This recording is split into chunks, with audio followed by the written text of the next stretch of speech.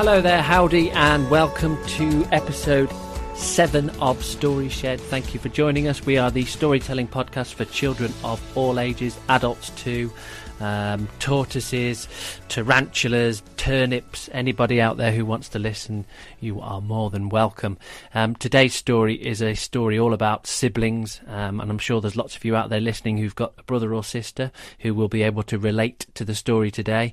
Sometimes you don't always get along, and that's what happens in our story, which is called Even Steven and Messy Jessy. So thanks for joining us. And please continue to get in touch at StoryShedPod on Twitter and StoryShedPodcast@gmail.com. And we also have a Facebook page. So ask your mums and dads if you've got ideas for stories, anything that you want to comment about any of our stories, any drawings, illustrations, any of that. Please keep them coming in. And we would love to hear from you. Anyway, here we go. Even Steven and Messy Jessy. Let's open the door.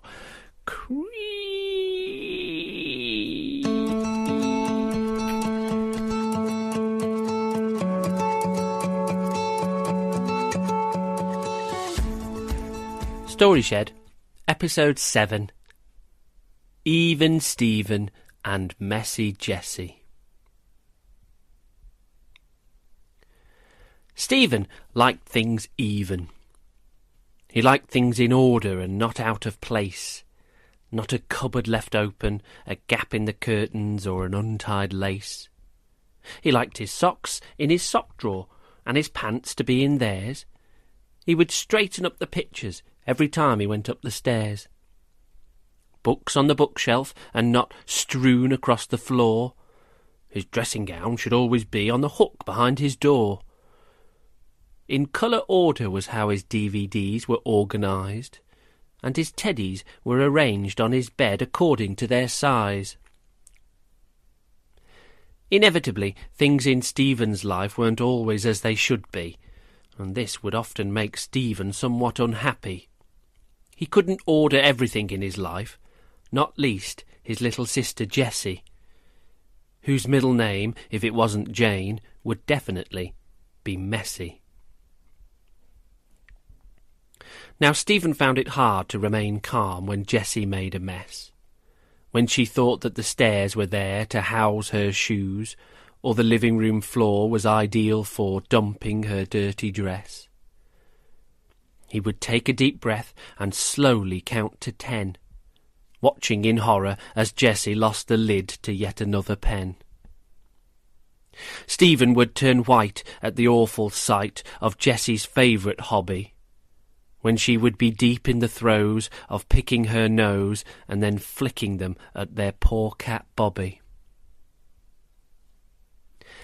Now Jessy was messy, you can't argue with that. But she wasn't a mean girl, except maybe towards the poor cat. She didn't want to upset Stephen. She looked up to her brother. She just struggled to change, despite the constant pleading from their mother.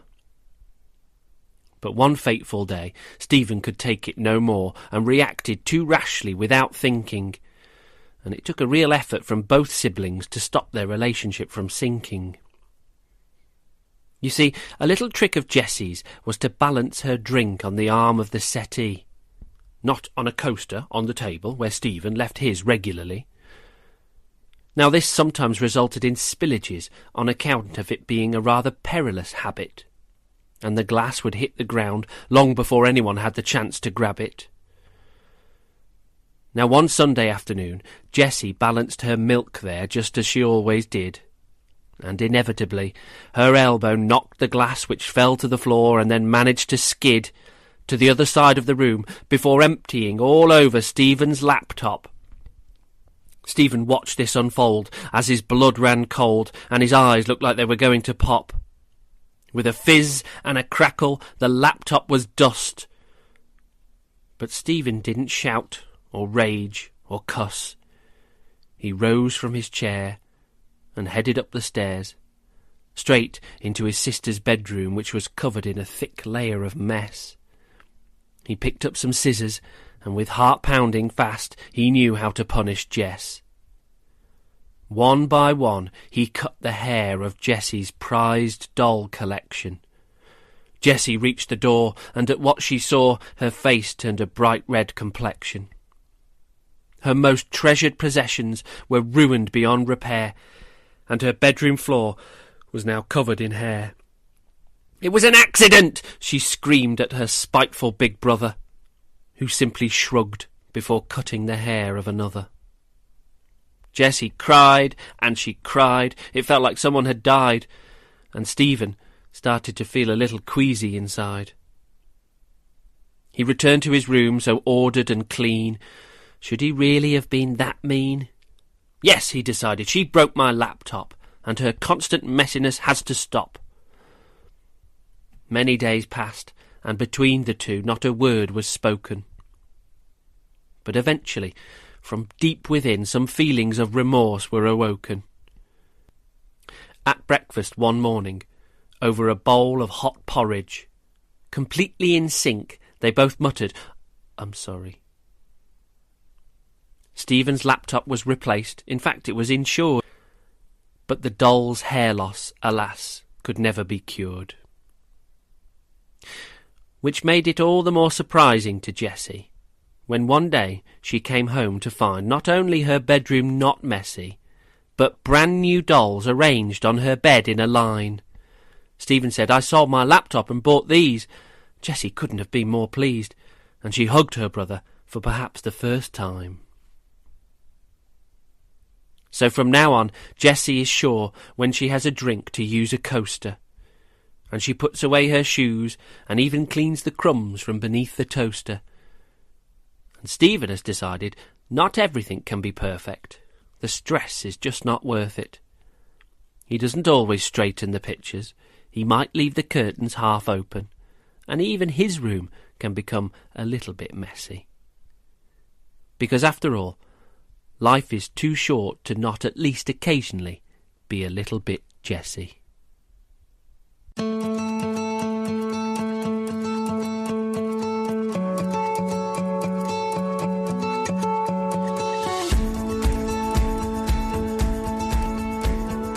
I am now joined by our little helpers, Leo and Bel. Say hello. Hello. Hi. Did you enjoy that one, guys? Yep. Yeah. Super. Okay, so first question. Tell me what Steven is like and give me some examples from the story. So he's like, he wants everything to be in place and even where he wants it to be. So, like, he straightens the pictures, or he wants the books on the bookshelf, and he wants lots of the things in place. Fantastic. And tell me what Jessy is like and give me some examples from the story. Jessy, it's fair to say, she's a bit messy. Well, not a bit, a lot. And she flicks bogies at cat Bobby. She dumps her dress in the living room and places her shoes on the stairs. Excellent. What accident did Jessy cause at the centre of our story? There's a terrible accident. What was the accident? So she likes to balance her drink on the arm of the sofa, and one day she did that, but then her elbow knocked her drink and it flew into the air and landed on Steven's laptop that broke. Fantastic. And how did Steven react to this accident? So he calmly took himself upstairs and snipped the hairs off Jessy's favourite dolls.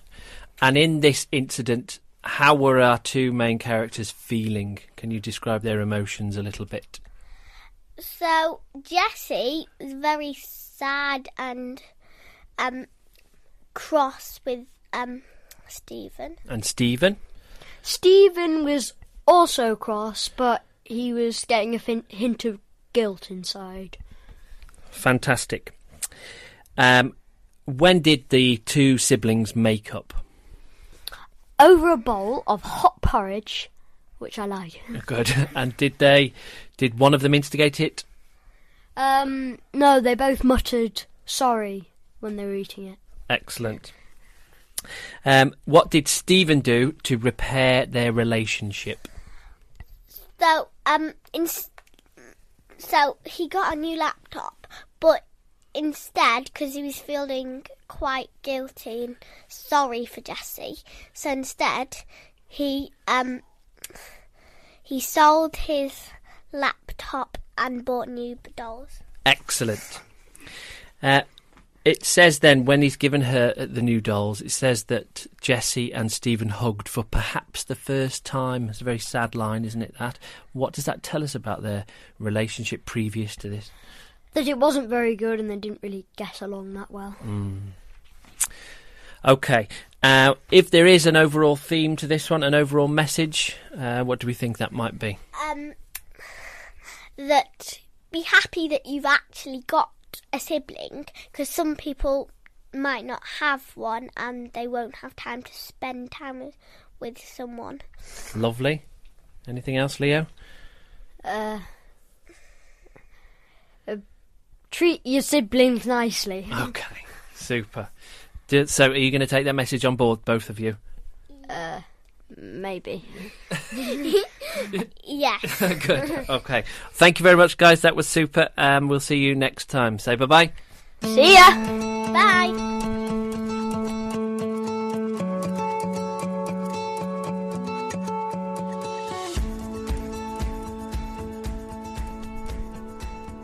Excellent stuff. Thanks again, Leo and Bel. And thank you to you guys. Hopefully you will join us for episode 8 shortly. Just before we go, I just want to say hello to a little girl called Bryony who emailed us from Atlanta. And she said very simply, please can you write a story about my turtle? So, Bryony, I think that sounds like a fabulous idea. And maybe we can weave that into a future story shed, an episode featuring a turtle. Sounds like a great idea. Anyway, thank you very much for listening, and we'll see you next time on Story Shed. Bye bye.